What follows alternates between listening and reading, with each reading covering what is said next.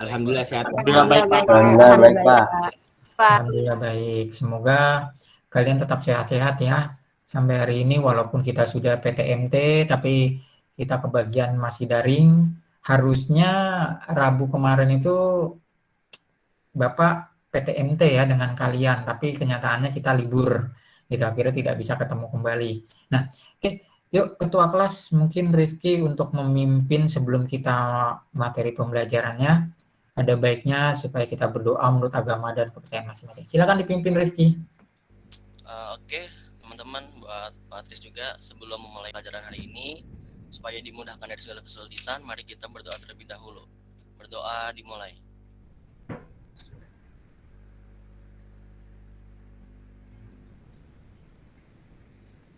Berdoa selesai memberi salam. Assalamualaikum warahmatullahi wabarakatuh. Waalaikumsalam warahmatullahi wabarakatuh. Oke, selamat pagi anak-anakku sekalian. Ya, semoga kita sehat-sehat semua. Oke, ini materi yang sebelumnya kita akan membahas materi pelajaran tentang manajemen. Mulai tentang manajemen, ada nggak yang tahu apa sih sebetulnya materi yang sebelumnya itu alat pembayaran? Ada yang tahu apa alat pembayaran itu? Ada yang bisa untuk menjawabnya? Apa yang sebelumnya, seingatnya kalian materi sebelumnya, apa yang dinamakan dengan alat pembayaran? Lalu yang berkaitan dengan Ya, Pak. Iya, benar.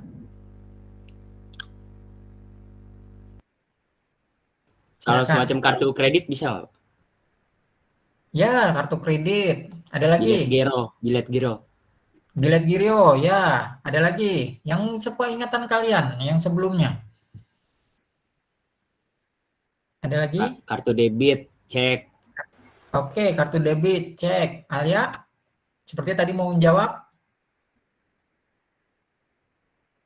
Tadi mau jawab uang, Pak, tapi udah dijawab duluan. Oke, uang. Ada lagi? Yang E-money. lainnya? E-money berarti kaitannya dengan uang non tunai. Oke, itu salah satu jadi alat pembayaran ya. Kita review yang kemarin bahwa alat pembayaran itu share untuk absensi ya lewat Google Form sebentar. Lewat di kolom chat saja.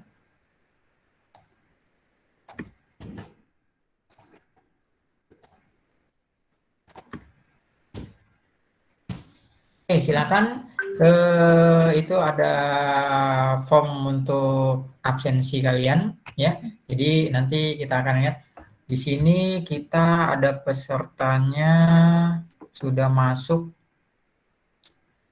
semua 37 orang plus ya 37 siswa, berarti masih ada 3 orang. Jadi silakan nanti absensi lewat Google Form ya, kalian tinggal diisi dan sebagainya untuk kaitannya sebagai bukti fisik dan validnya.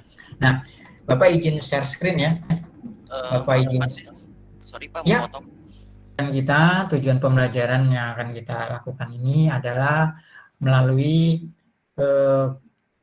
kombinasi pembelajaran daring Google Meet serta Google Classroom dengan teknik pembelajaran pemberian modul bahan ajar yang Bapak harap ya. Bapak harap modul yang sudah Bapak berikan di dalam Classroom ini bisa bermanfaat untuk kalian ya, bermanfaat untuk kalian untuk pembelajaran di samping dengan buku-buku pelajaran yang ada sudah diberikan baik oleh pihak perpustakaan secara gratis dipinjamkan maupun dari internet yang ada.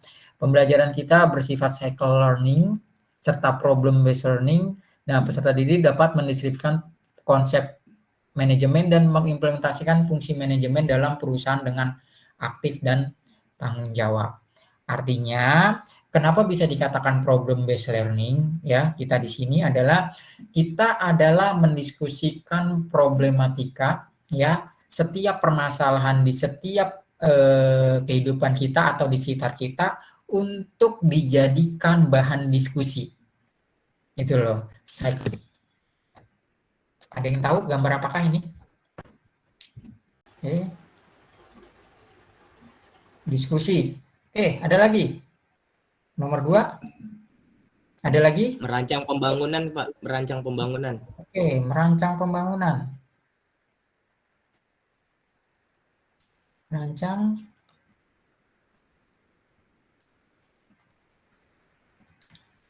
Ada lagi? Mungkin ada lagi?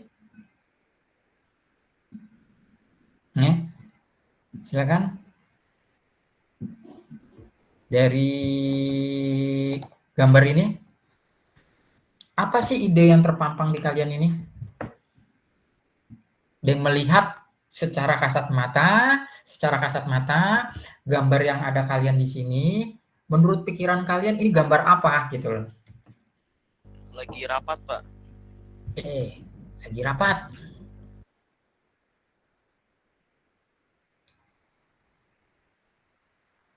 Rapat. Ada lagi? Silakan. Menentukan titik market, Pak. Menentukan titik market. Oke. Rapat.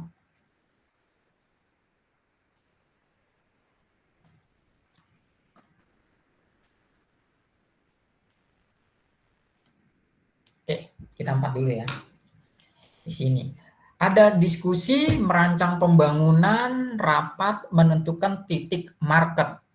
Nah, kalau dikaitkan dengan semuanya ini, ya, berkaitan dengan semuanya ini kita tidak bisa lepas daripada konsep.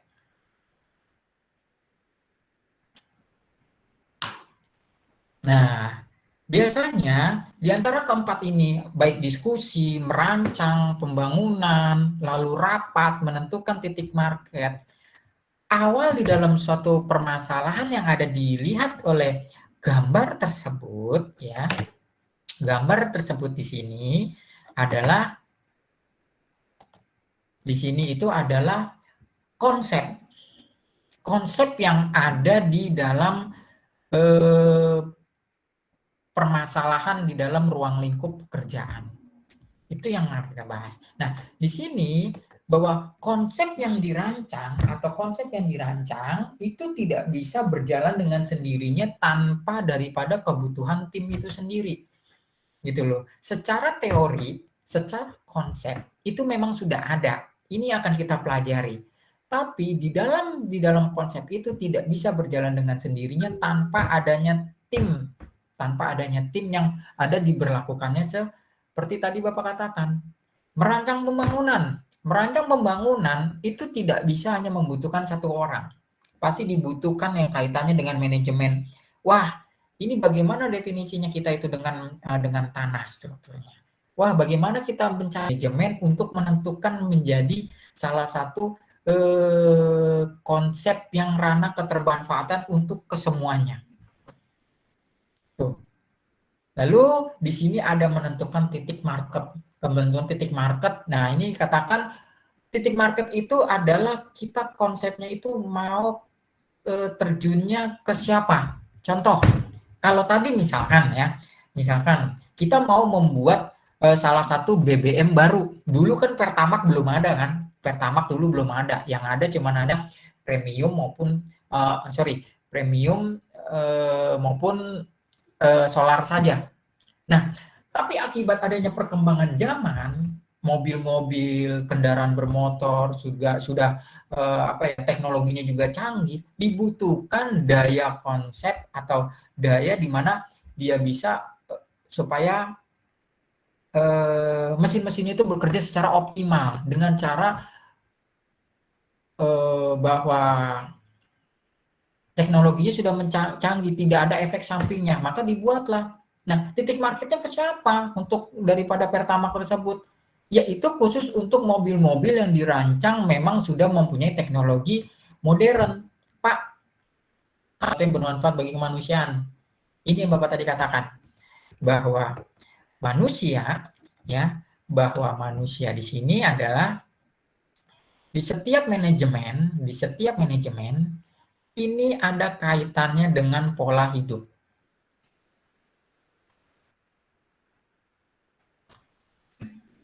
Ya, setiap pola hidup yang berganti, manajemen itu pasti akan harus membuat konsep-konsep yang terbarukan sesuai dengan tuntutan zaman. Mungkin kalian ingat, dulu ketika tahun 90-an atau awal tahun 2000-an, itu BlackBerry merajalela. Ya, BlackBerry merajalela, ya, siapa yang nggak kenal BlackBerry? Dari BlackBerry model Storm sampai BlackBerry yang model yang terbarukan dan sebagainya. Gue minta PIN lu dong. Gue minta ini dan sebagainya. Tapi alangkah sadarnya, pada saat itu ketika awal tahun 2000-an Android baru bermunculan, itu diremehkan. Tapi bisa dilihat sekarang, bagaimana dengan kinerja Android sekarang? Justru menginjak-injak BlackBerry tersebut sehingga sekarang sudah tidak layak pakai lagi.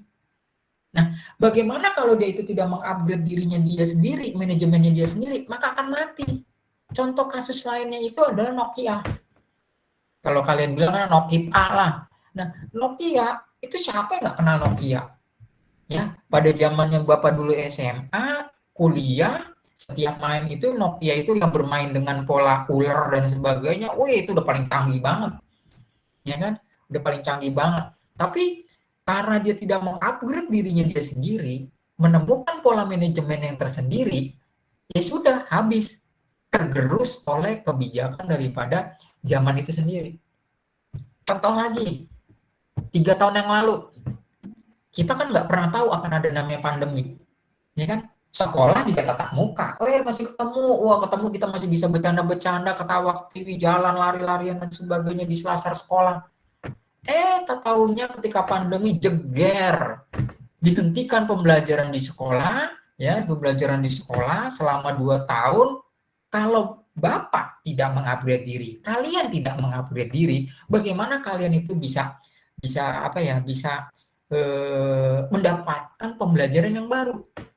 Bagaimana caranya? Ya, kita memanfaatkan teknologi dengan cara apa? Dengan cara daring seperti ini. Apakah manajemen berfungsi? Berfungsinya bagaimana?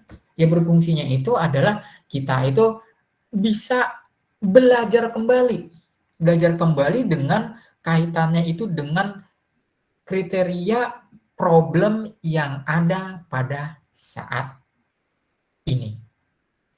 Ada yang mau ditanya, banyaknya bahan ajar, Bapak hanya berikan seperti ini. Yang Bapak harap adalah ketika kalian membacanya, ini sudah mempunyai proses yang ada kalian. Proses perencanaan, pengorganisasian, kepemimpinan, dan pengawasan kegiatan anggota untuk mencapai tujuan organisasi. Tujuan organisasi kita kemana? Gitu. Nah, kalau kemarin itu kan yang tadi Bapak katakan permasalahan di dalam pola hidup. Awalnya Nokia itu atau BlackBerry itu awalnya adalah tujuannya untuk mencapai keuntungan. Ketika Android datang, ya, menerjang daripada pola kehidupan atau pola permasalahan itu, tujuan organisasi berbeda. Kenapa? Kita bertahan hidup. Karena kenapa? Ini kompetitor kita ini sudah semakin menggerus kita. Contoh Samsung kalau tidak ada ketermanfaatan yang lebih, itu pasti akan tergerus dengan kompetitor lainnya.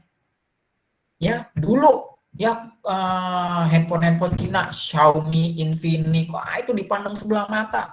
Itu cepat panas, cepat ini dan sebagainya. Tapi dengan seiring berkembangnya zaman, orang made in China itu sudah mulai berkembang, ya.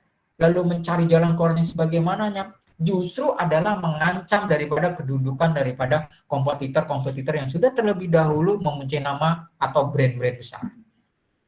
Seperti itu.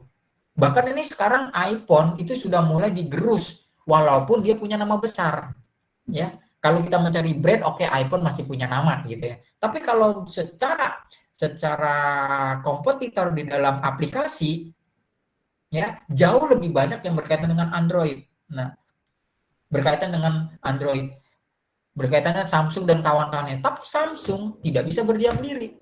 Harus mengupgrade daripada manajemen mereka sendiri. Karena kenapa? Kalau manajemen mereka itu tidak berdiam diri, siap-siap akan tergerus oleh kompetitor dari negeri Cina. Yang sekarang itu sudah ada yang tahu. Manajemen paling tingkatan tertinggi. Presiden direktur bukan, Pak? Oke, direktur. Oke. Sorry.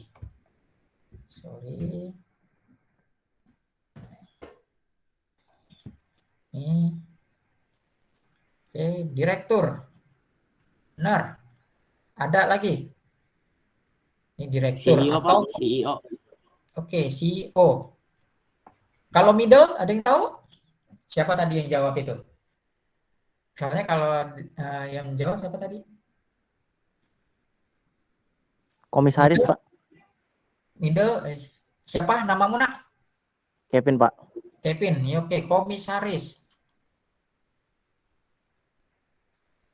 Supervisor? Kalau Manajer cabang, Pak.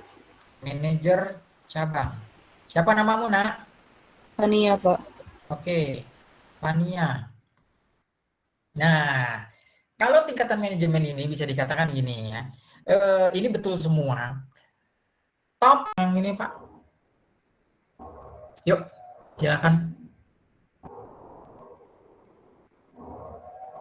Jadi mau ditanyakan? Mau nanya ini aja Pak, satu Pak. Iya. Siapa namamu nak? Rifki Pak. Rifki. Semangat Yang mana? korps itu maksudnya apa Pak?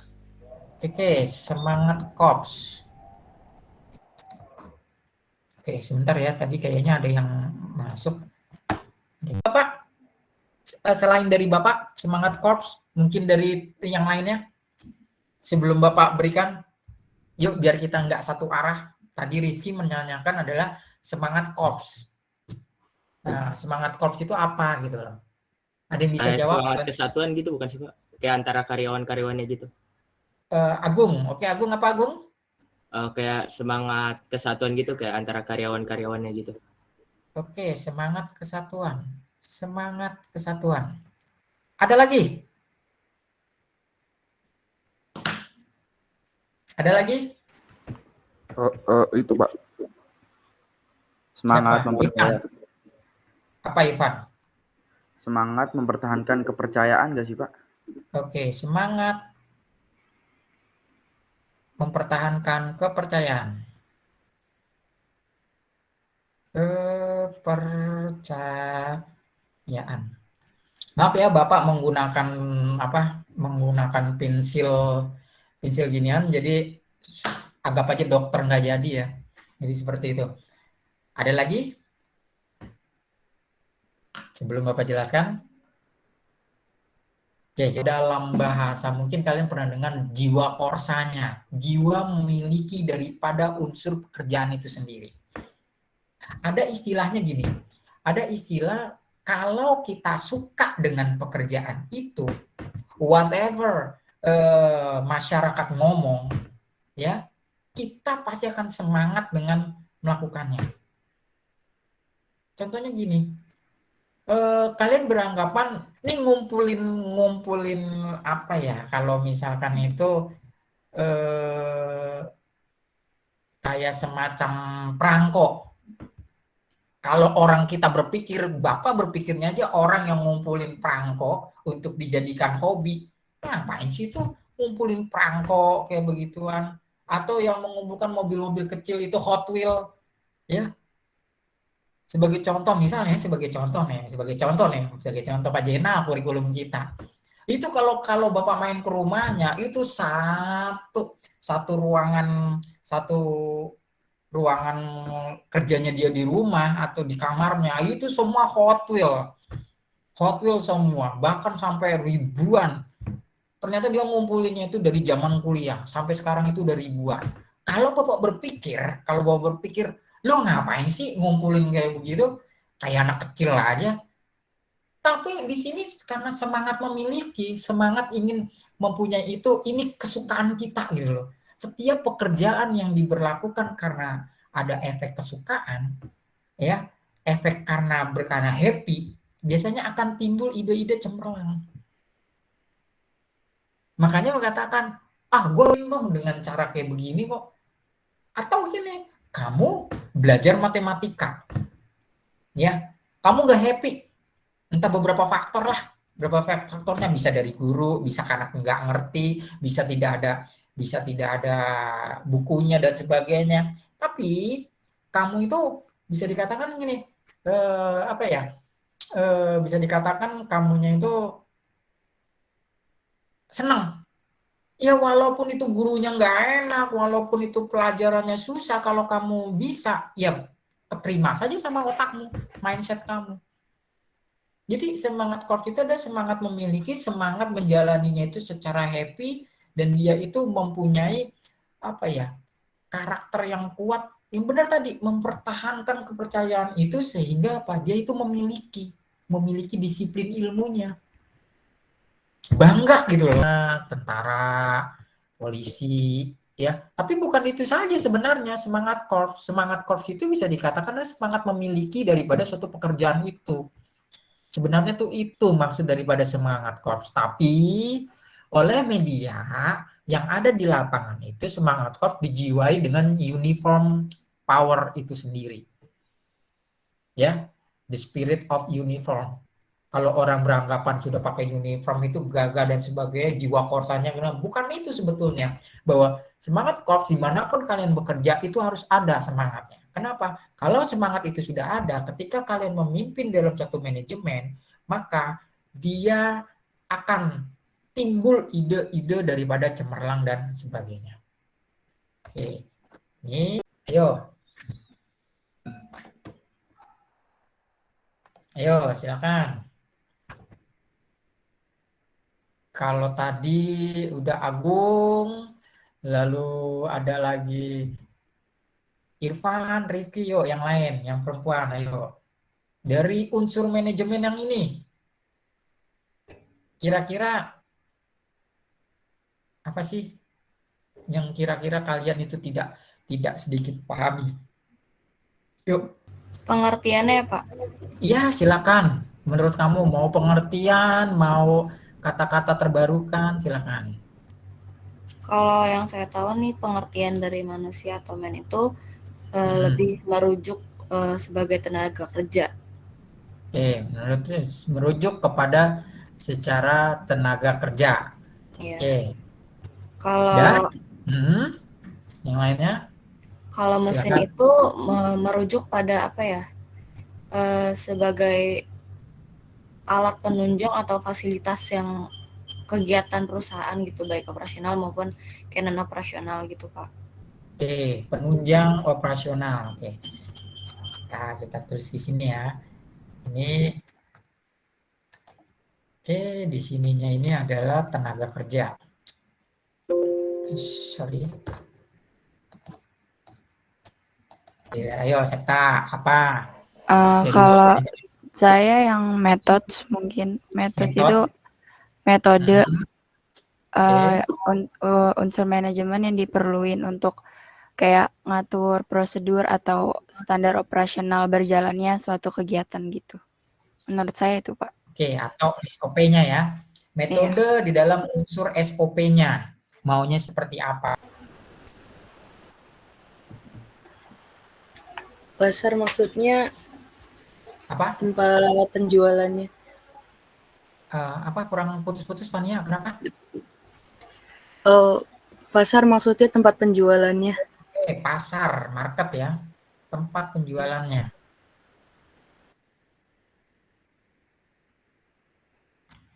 Ini pasar pesawat ringan dan sedang berbaling-baling sebenarnya masih cukup tinggi. Jangankan di dunia, di Indonesia saja yang merupakan negara kepulauan, pasar untuk pesawat ringan dan perintis masih sangat besar. Hal ini disebabkan tidak banyak produsen pesawat yang memproduksi pesawat kecil.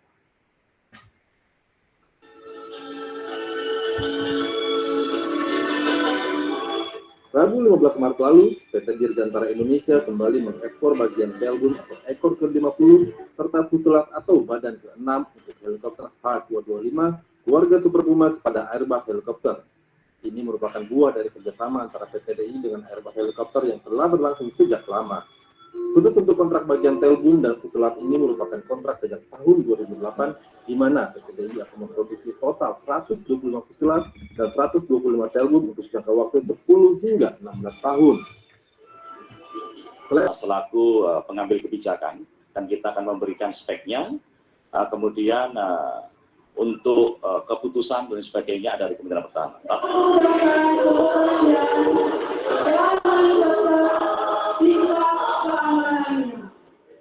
Di sisi lain, dan nanti Bapak minta ada 3 atau 4 orang yang nanti dari perwakilan kelompok yang nanti akan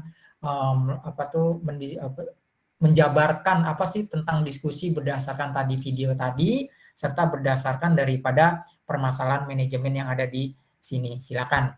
Yuk kita tunggu sampai 3 atau 5 menit supaya nanti kita bisa dipresentasikan. Tidak usah presentasikan dalam bentuk PPT dan sebagainya. Silakan kalian dibuat coret-coret dan sebagainya. Kalian tinggal mengutarakan apa yang ada di dalam diskusi permasalahan yang Bapak berikan ini. Silakan yuk kita tunggu 3 sampai 5 menit.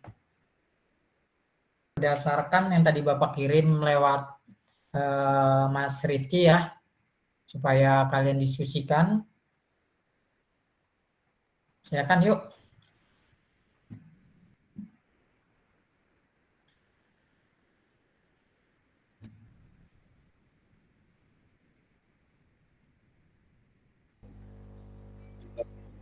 Oke, Mas Rifki ya, silakan. Ini Pak, pertanyaan nomor 1 kan, apa yang harus dipersiapkan oleh profesor, doktor, insinyur, ingnya apa ya Pak bacanya saya nggak tahu, insinyur B.J. Ignatius, ya. B.J. Habibie dalam rangka peluncuran pesawat R80. Mungkin R80 itu kan pesawatnya yang mode terbaru menggantikan mode yang sebelumnya ya Pak.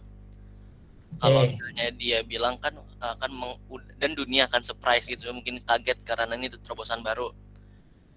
Mungkin yang harus disiapin dalam peluncuran itu mungkin membacakan pidato Pak. Membacakan pidato. Terus jika berhubungan dengan manajemen yang sebelumnya, peluncuran ini kan pasti dalam pembuatannya itu perlu namanya manusia, perlu namanya uang, perlu namanya mesin untuk membuat si pesawatnya tersebut gitu Pak. Jadi mungkin membutuhkan semua aspek manajemen Pak dalam peluncurannya. Oke, aspek manajemen yang tadi ya yang kita bahas yang tadi. Pak, yang tadi Bapak bahas. Indonesia. Nah, pasti kalau mengembangkan namanya Indonesia, di situ perlu peran penting dari pemerintah.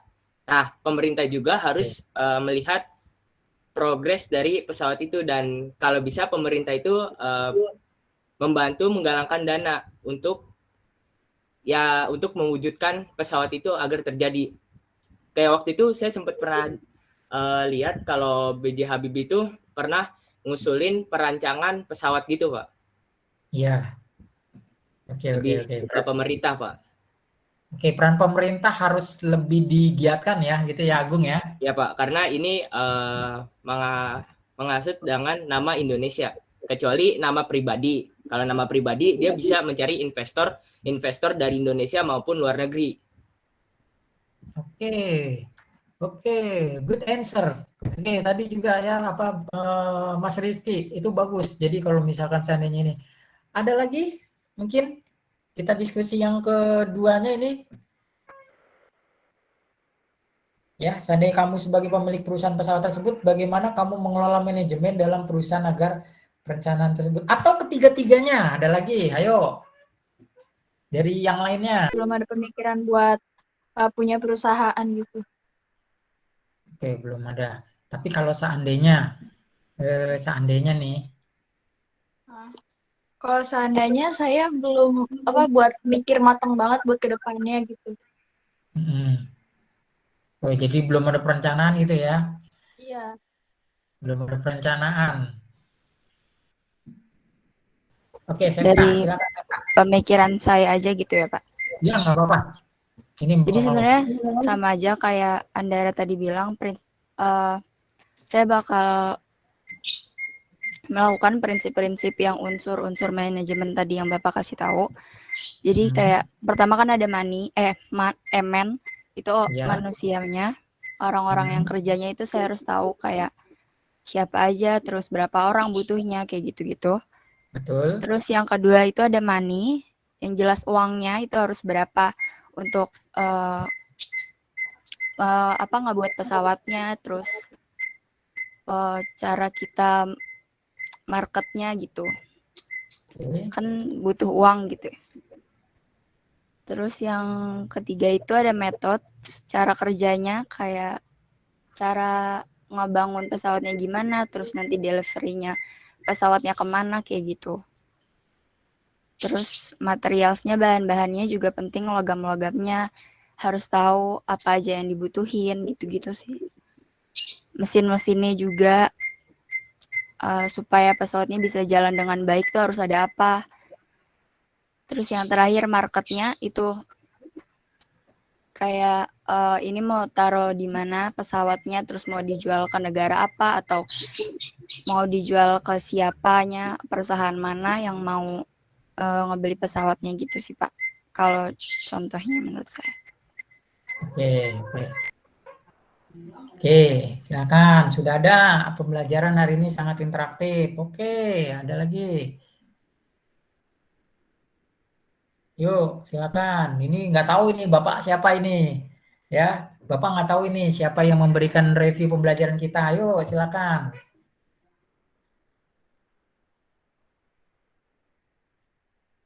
Oke, pembelajaran ini sangat menarik buat saya, yang saya suka karena ada siklus ekonomi. Oke, silakan yuk. Silakan. Oke, silakan.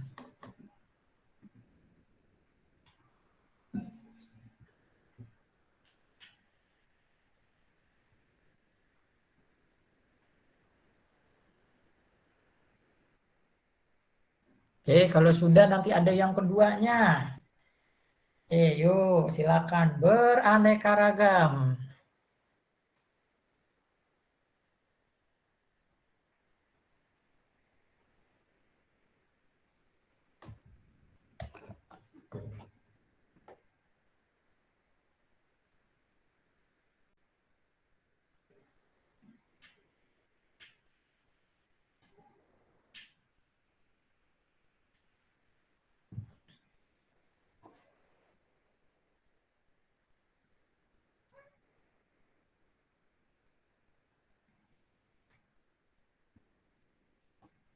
Oke, pegel.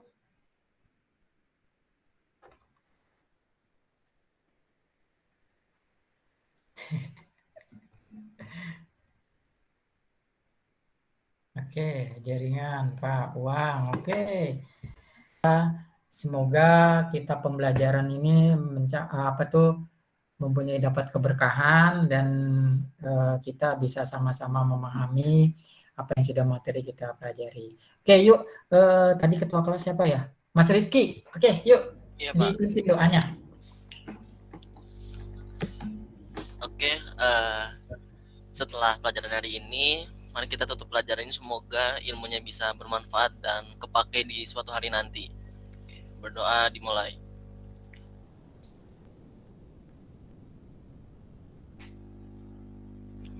Oke, berdoa selesai, memberi salam. Assalamualaikum warahmatullahi wabarakatuh. Waalaikumsalam warahmatullahi wabarakatuh. Oke, anak-anakku, terima kasih ya sekali lagi pembelajaran kita hari ini. Semoga kita tetap sehat, tetap berfaedah, tetap patuhi protokol kesehatan. Sampai ketemu kita nanti PTMT. Ya, kita belum pernah ketemu. Harusnya Rabu kemarin, ternyata libur, akhirnya ditunda. Oke, selamat siang, sampai ketemu di lain waktu. Assalamualaikum warahmatullahi wabarakatuh. Salam sehat. Oke. Waalaikumsalam. Waalaikumsalam warahmatullahi wabarakatuh. Salam dari Binjai. Terima kasih Pak. Waalaikumsalam.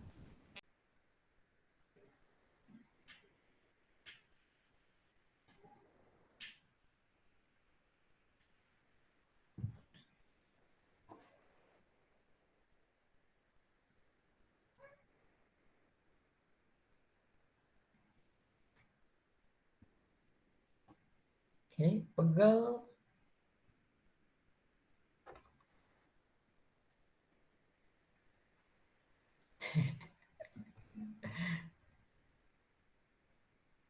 Oke, jaringan, Pak, uang. Oke.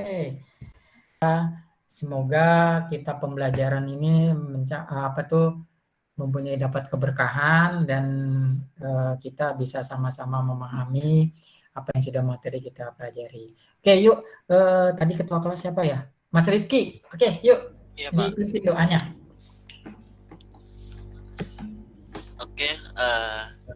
setelah pelajaran hari ini, mari kita tutup pelajaran ini, semoga ilmunya bisa bermanfaat dan kepake di suatu hari nanti. Oke, berdoa dimulai.